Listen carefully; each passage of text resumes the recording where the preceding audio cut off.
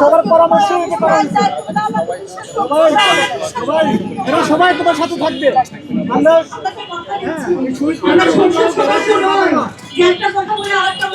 সবার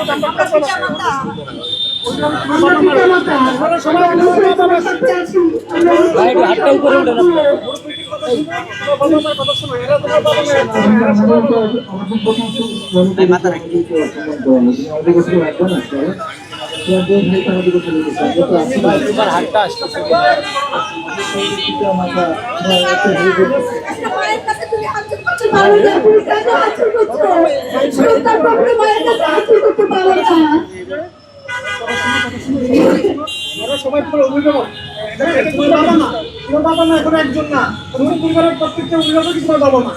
হ্যাঁ, আমরা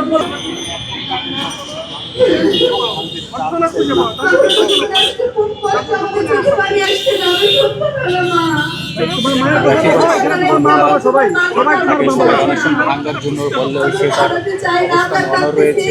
তিনজনের ক্ষেত্রে দুজন অনশন ভেঙে ফেলেছে।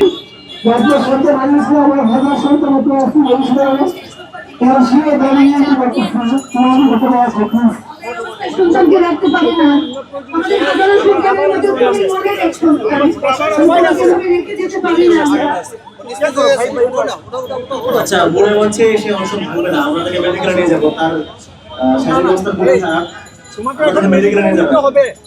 তুমি এখান থেকে সবার অনুরোধটা রাখো, পরিবারের অভিভাবক, তোমার বাবা মা। হ্যাঁ,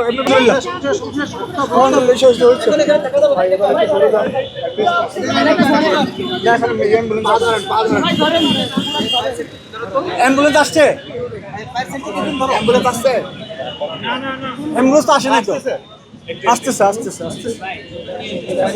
অ্যাম্বুলেন্স আসছে, ডাবের পানি দেন, এই লোকজন সরেন, লোকজন সরেন। সরকারের কোনো দায়িত্বশীল ব্যক্তি এখানে আসে নাই, এটা আমরা লজ্জিত আছি।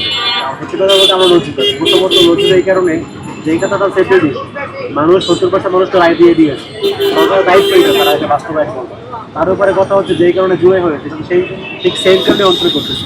এই জন্য আমরা লজ্জিত, যাতে কিছু করার পরেও আজকে তিনটা ছেলেকে জীবন বাজারে লড়াই করতে হচ্ছে। এখন লজ্জাটা আমাদের লাগতেছে, কিন্তু যাদের লাগার কথা তাদের লাগতেছে না, তাদের চামড়া গন্ডের চামড়া ছিল মোটা। সত্যি কথা বলতে ক্ষমতায় আসার পরে সবাই নিজে অতীত ভুলে যায়।